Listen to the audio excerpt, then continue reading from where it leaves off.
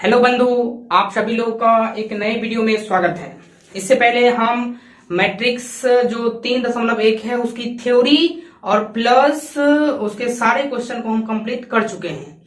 आज के वीडियो में हम सिर्फ डिस्कस करेंगे 3.2 की थ्योरी यानी भूमिका इंट्रोडक्शन। फिर उसके बाद हम इसकी एक्सरसाइज को सॉल्व करेंगे। यदि मैं मानता हूं कि यदि आपकी थ्योरी यानी कॉन्सेप्ट आपका क्लियर है तो शायद ही आपको ये प्रश्न में दिक्कत आ सकती है। इसलिए मैं आपसे ये कहूंगा कि आप जो है पहले थ्योरी को अच्छे तरीके से कंप्लीट करें ताकि एक्सरसाइज करने में तनिक भी परेशानी ना हो। मैं आपको अपने तरीके से पूरे तरीके से होश हवास में पूरा हेल्प करूंगा, बशर्ते आपको भी उधर से मेहनत करना है। आइए वीडियो को स्टार्ट करते हैं। तो अभी तक आप मेरे वीडियो को नहीं देख चुके हैं तो जाकर के जरूर देखिए, मैं प्लेलिस्ट बना दूंगा। आज का जो 3.2 है तो सबसे पहले हम लोग 3.2 की पढ़ेंगे बेसिक। क्या पढ़ेंगे? बेसिक पढ़ेंगे। अब बेसिक में क्या पढ़ेंगे? तो बेसिक में सबसे पहले अपना टॉपिक है। टॉपिक ये है, अभी तक हम लोग पढ़ रहे थे आव्यूह, लेकिन अब हमें पढ़ना है आव्यूहों। आव्यूहों का योग तथा व्यवकलन। अब हमें यह पढ़ना है कि जो आव्यूहों है उसका योग क्या होगा, आव्यूहों जो है उसका व्यवकलन यानी घटाव कैसे होगा, कैसे हम एक आव्यूह को दूसरे आव्यूह से घटा सकेंगे, कैसे हम जोड़ सकेंगे, इस सब बारे में चर्चा करेंगे। पहले हम इसकी थ्योरी बताने से पहले मैं आपको ये बता देना चाहता हूं कि आप ये सोचिए कि मैंने आपको यहां एक आव्यूह दिया, मैंने यहां एक आपको आव्यूह दिया और दूसरा आव्यूह ये दिया। क्या आप सोचिए, क्या आप जोड़ सकते हैं? मैंने कहा क्या आप इसे जोड़ सकते हैं? आपने कहा कि यदि हम जोड़ने का प्रयास करें तो चलिए 2 का जोड़ा 2 से जोड़ा जाएगा, 4 को 0 से जोड़ेंगे फिर तो ये खाली रह जाएगा। नहीं, बिल्कुल हम इसको नहीं जोड़ सकते हैं। क्यों नहीं जोड़ सकते हैं? ये खाली रह जाएगा। हाँ, यदि ये हटा दिया जाए तब क्या जोड़ सकते हैं? हाँ, तब बिल्कुल जोड़ा जा सकता है। क्यों? क्योंकि जोड़ने के लिए जितना रो इसमें होगा उतना रो इसमें होना चाहिए, जितना कॉलम इसमें होना चाहिए उतना ही कॉलम इसमें होना चाहिए। मेरा तात्पर्य है कि आव्यूहों का जोड़ करना है या घटाव करना है, इस जोड़ या घटाव को करने के लिए सबसे पहले आपको क्या करना होगा? 1 मिनट। जोड़ या घटाव करने के लिए, शायद आपको दिख पा रहा होगा, जोड़ या घटाव करने के लिए सबसे पहले आपको क्या करना होगा? आपको उसकी आव्यूहों की जो है पंक्ति की संख्या और स्तंभों की संख्या को कमांड करना होगा। आव्यूहों की संख्या जो है, इसकी जो कोटि होती है उसकी कोटि की संख्या को बराबर करना है। इसकी कोटि की संख्या 2/2 है, इसकी भी कोटि की संख्या 2/2 है, अर्थात आपको इसकी कोटि की संख्या बराबर करनी है। यदि आप कोटि की संख्या बराबर कर देते हो तो डेफिनेटली आप कह सकते हो कि इस दोनों आव्यूह को हम जोड़ सकते हैं। यानी आव्यूहों का जो जोड़ है तभी संभव होगा जब पहले आव्यूह की कोटि दूसरे आव्यूह की कोटि के बराबर होगा। यदि ऐसा बराबर होगा तो हम डेफिनेटली जोड़ सकते हैं। आइए पहले लिख लेते हैं ताकि जो है आपको एक संपूर्ण नोट्स प्राप्त हो सके थ्योरी के हिसाब से, क्योंकि मैं आपको संपूर्ण थ्योरी दूंगा। ठीक है, तो मैंने सोचा क्यों ना पहले आपको लिख दिया जाए, क्योंकि वीडियो लंबा हो जाएगा, इसलिए चलिए पहले हम लिख देते हैं।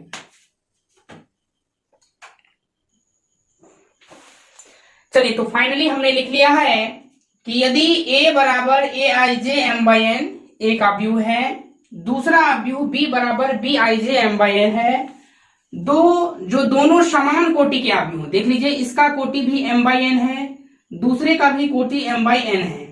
यदि दोनों समान कोटि के आव्यूह हैं तो इनका यदि योग करना है तो a+b करेंगे, और यदि व्यवकलन करना है यानी घटाव करना है तो a-b करेंगे। ठीक है, अब दूसरी बातें ध्यान रखेंगे, यदि आपको योग करना है या व्यवकलन करने के लिए संगत अवयव, ये बड़ी महत्वपूर्ण बातें हैं, संगत अवयव को लेते हैं। जैसे मैंने कहा a एक आव्यूह है, यदि हम आव्यूह की चर्चा करूं बेसिक फॉर्म 1 2 2 1 2 2, उसी प्रकार मैंने लिखा दूसरा अवयव b बराबर b11, b12, b21, b22। अब यदि हम इस दोनों अवयव को पहला नंबर मैं जोड़ दूं तो मैंने कहा कैसे जोड़ोगे, तो संगत अवयव जोड़ेंगे।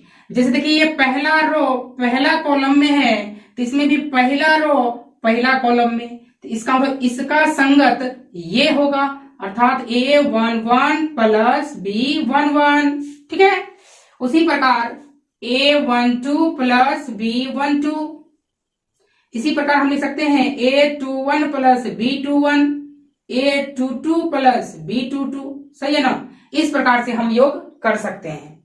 जैसे आइए कुछ उदाहरण से हम आपको समझाने का प्रयास करते हैं। A बराबर, यदि मैंने कहा 1 2 3 4, दूसरा मैंने दिया आपको B बराबर कुछ भी दे रहा हूं -5 4 0 7। मैंने आपसे पूछा क्या आप निकाल सकते हैं A प्लस B? आपने कहा डेफिनेटली हम निकाल सकते हैं। क्यों निकाल सकते हैं? क्योंकि इसकी कोटि के बराबर है। तो कैसे निकालेंगे A प्लस B? तो इसका पहला अवयव है, पहला रो पहला कॉलम में 1, इसका है -5 और दोनों को जोड़ देंगे। ठीक है, और इसका है संगत अवयव में 2 और इसका है 4, इसका है 3, इसका है 0, इसका है 4, इसका है 7। तो फाइनली हो जाएगा 1 -5, क्योंकि प्लस माइनस माइनस हो जाएगा, तो 1 में से 5 जाएगा -4, 4 2 6, 3 7 4 11। इस प्रकार से आपका आंसर हो जाएगा, है कि नहीं। यदि मान लीजिए कि मैंने आपको दूसरा एग्जांपल दिया 5 2 4 0 1 3 6 और B बराबर मैंने दिया 0 2 4 -1 -2 -3, तो आप हमें बताइए कि A माइनस B क्या होगा। A माइनस B क्या होगा? ठीक है, A माइनस B का मतलब हो गया कि A के अवयव में से B के अवयव को घटाना है। A का अवयव कितना है 2 माइनस संगत अवयव B का अवयव क्या है 0। A का संगत अवयव A का हो गया 4, तो B का इसके संगत 2। A का हो गया 0, तो B का हो गया 4। A का हो गया 1, तो B का हो गया, पहले तो घटा देंगे, अब लिखेंगे ना -1। A का हो गया 3, B का हो गया माइनस, तब -2। A का पहले 6, B का पहले तो माइनस देंगे क्योंकि घटाव की क्रिया है, फिर देंगे -3। उम्मीद करते हैं समझ पा रहे होंगे। इतना तो यदि आप क्लास इंटर में गए हैं तो इतना तो आप समझ पा रहे होंगे। 2 में से 0 गया 2, 4 में से 2 गया 2, -4, माइनस माइनस प्लस हो जाएगा 1 1 2, minus minus plus 3 2 5, minus minus plus 6 3 9। इस प्रकार से आपका फाइनल आंसर हुआ। तो उम्मीद करते हैं कि आपको अवयव का योग तथा व्यवकलन समझ में आया होगा कि कैसे अवयव का योग करते हैं, कैसे व्यवकलन करते हैं। तो जब भी आपको अवयव का योग या व्यवकलन करना है तो बस आपको ध्यान रखना चाहिए कि कोटि कैसे होनी चाहिए, समान होनी चाहिए। यदि कोटि समान है तो हम उस अवयव का योग भी कर सकते हैं और व्यवकलन भी कर सकते हैं। ठीक है, चलिए आप चाहें तो स्क्रीनशॉट ले सकते हैं। मैं तो कहूंगा कि आप स्क्रीनशॉट लेने से बचें, आप इसके एग्जाम्पल को लिखें, अपने कॉपी में नोट्स बनाएं, फिर देखें कि आपके पढ़ाई में कैसे इंप्रूव होते हैं। आप अपने पढ़ाई को बेहतर बनाने के लिए आप इस चैनल से जुड़ सकते हैं। आप हमें मोटिवेट करने के लिए चैनल को सब्सक्राइब कीजिए, लाइक कीजिए और शेयर भी कीजिए, ताकि मैं मोटिवेट होकर के आपको और सारा वीडियो प्रोवाइड करने की कोशिश करूं। एक शेयर जरूर किया करें यदि आप क्लास 12 से संबंधित बच्चे हैं तो, क्योंकि यदि आप अदर हैं तो कोशिश करें एक ग्रुप में शेयर कर दीजिए, उसी में भला हो जाएगा। अब आइए, हमने अभी देखा अवयव का योग, मैंने अभी पढ़ा कि अवयवों का योग। अब हम पढ़ेंगे अवयवों के योग के गुणधर्म। अब हम पढ़ेंगे अवयवों के योग के गुणधर्म। कैसे यदि हम दो अवयवों को जोड़ेंगे तो उसके लिए क्या क्या गुणधर्म हैं, क्या क्या शर्तें हैं। पहले शर्त की बात करूं, शर्त को ध्यान से समझिएगा, आपको शिद्दत से समझ में आएगा कि यदि हम किसी अवयव में, मेरे पास यदि ए एक अवयव है, जब भी मैं बोलूं अवयव तो आपके मन में क्लिक करना चाहिए ये वाली, ठीक है। अब हमें यहां ये कहा जा रहा है कि यदि दो अवयव को जोड़ दें फिर इस आव्यूह को इस प्रकार से जोड़ें तो उस दोनों का मान आपस में क्या होता है, बराबर होता है। ध्यान दीजिएगा, मैंने कहा ए एक आव्यूह है, बी एक आव्यूह है, इसको आप ऐसे जोड़िए। अब ध्यान से सुनिए, इसका क्रम पहला है, अब इधर देखिएगा तो इसका क्रम दूसरा हो गया, इधर देखिएगा तो बी का क्रम दूसरा है, जबकि इधर बी का क्रम पहला है।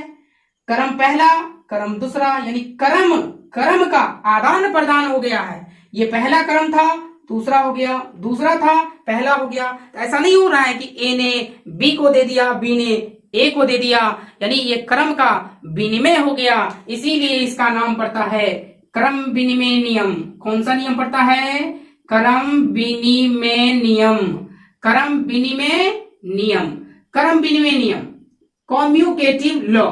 ठीक है, कॉम्यूटेटिव लॉ जिसे अंग्रेजी में कहते हैं कि जब भी आपको दो आव्यूह को जोड़ना हो, आप उसके क्रम को बदल के भी जोड़ दीजिए तो भी उसके मान में अंतर नहीं होता है। जैसे मैं समझाने का प्रयास करूं कि मैंने कहा कि एक आव्यूह मैंने छोटा सा लिया 2/1, 1/2 का, दूसरा आव्यूह मैंने लिया, दूसरा आव्यूह भी मैंने लिया उसी का।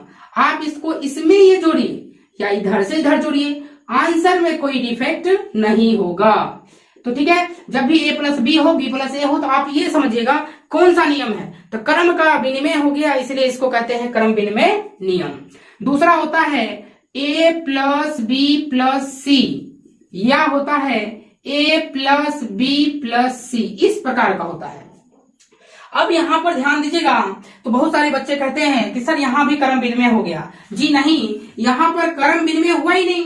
क्यों नहीं हुआ, पहला स्थान पहला स्थान, दूसरा स्थान दूसरा स्थान, तीसरा स्थान तीसरा स्थान, तो जब क्रम बदला ही नहीं तो इसका नाम क्रम विनिमय नियम क्यों, तो इसका नाम हो गया, देखिए इस साथ साथ में चर्चा कर रहा है, ये दोनों एक साथ चर्चा हो रही है, ये दोनों एक साथ चर्चा हो रही है, साथ साथ चर्चा हो रही है, इसलिए इसका नाम पड़ा साहचर्य नियम। कौन सा नियम पड़ा, साहचर्य नियम। देखिए एक साथ चर्चा हो रही है, फिर एक साथ चर्चा हो रही है, जब दो गोटीन एक साथ मिलकर चर्चा करेगा तो इसको कहते हैं साहचर्य नियम। कौन से नियम कहते हैं, साहचर्य नियम। बिल्कुल उम्मीद करते हैं जब भी आपको क्रम में बदलाव ना हो, क्रम में बदलाव हो तो क्रम में, साथ साथ चर्चा हो तो कहेंगे साहचर्य नियम, साहचर्य नियम। अब देखिए यदि आप ए में कोई शून्य आव्यूह जोड़ दीजिए या शून्य में कोई ए आव्यूह जोड़ दीजिए तो इसका मान हमेशा ए ही रहता है।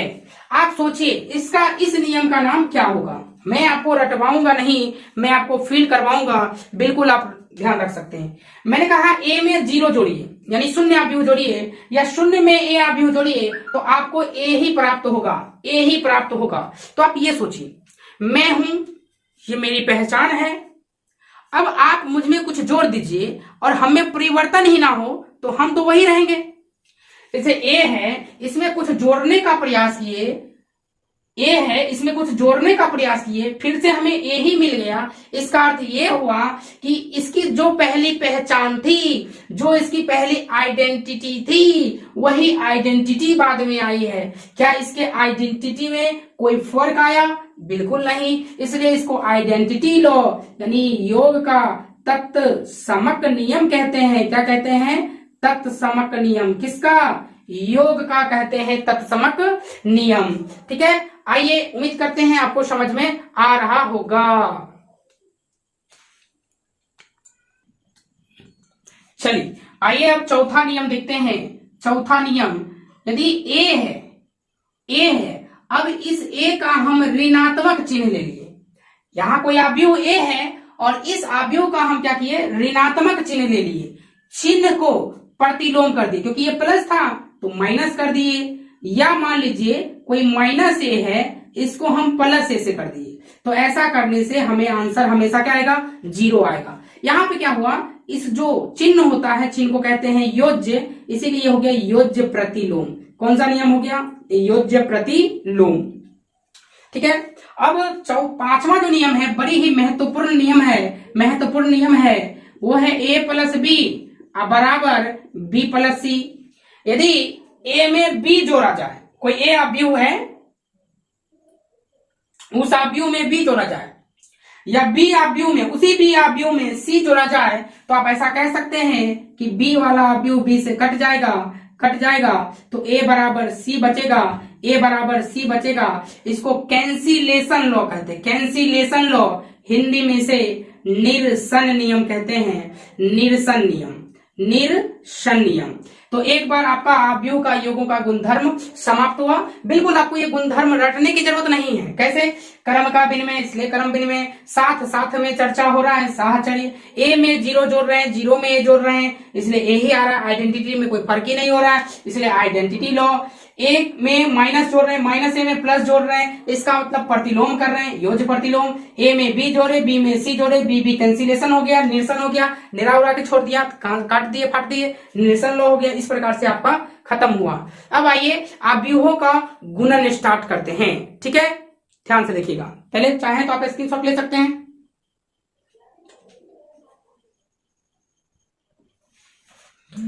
चलिए तो अगला देखते हैं। अगला हेडिंग है अवयवों का गुणन। अवयवों का गुणन, अवयवों का गुणन मतलब अवयवों मतलब इसमें हम अवयव का गुणन करेंगे। दो टाइप हम लोग पढ़ रहे हैं। एक पढ़ रहे हैं कि अवयव का अदिश राशि से गुणा करेंगे तो क्या होगा। एक दूसरा पढ़ेंगे अवयव का अवयव से गुणन करेंगे तो क्या होगा। ये आपका इंपॉर्टेंट सेक्शन है, जो कि ये बड़े ही नॉर्मल सा है। अवयवों का अदिश गुणन क्या होता है कि यदि हम कोई अवयव लेते हैं, जैसे मैंने यहाँ पर एक अवयव लिया, मैंने यहाँ एक अवयव लिया, अब इस अवयव का अदिश, अदिश माने कोई राशि ले लीजिए, जैसे मैंने लिया के, अब इससे गुणा करना है तो बिल्कुल इस अवयव के सभी पदों में गुणा कर दीजिए। 2k, 4k, -k, 0, बिल्कुल आसान है। जैसे मैंने कहा 4, इसको इसमें गुणा करके बताइए। आपने कहा डेफिनेटली हम कर सकते हैं। कैसे कर सकते हैं? तो 4 दूनी 8, 4 चौक 16, 4 एकम 4, 0, 4 तिया 12, 4 एकम 4, कर सकते हैं गुना ना। इसलिए ये आपका बिल्कुल आसान होता है। चलिए इसकी थ्योरी को लिख करके हम आपको समझा देते हैं कि क्या कहना चाहता है इसकी थ्योरी। एक बच्चे ने हमसे ये प्रश्न किया था, क्या हम इसको इस कोष्टक में रख सकते हैं ऐसे? मैंने बोला नहीं, क्योंकि ये कोष्टक रख दोगे तब तो ये अवयव का अवयव से गुणन हो जाएगा, तब तो इसके लिए दूसरा इंपॉर्टेंट सेक्शन पढ़ना है ना। इसलिए बोले हैं अदिश मने है एक संख्या होगी, यानी इसको आपको ब्रैकेट में नहीं रखना है, किसी प्रकार के ब्रैकेट में नहीं, क्योंकि ब्रैकेट देने से ही हो जाएगा अवयव, इसलिए ये ऐसे ही रहेगा।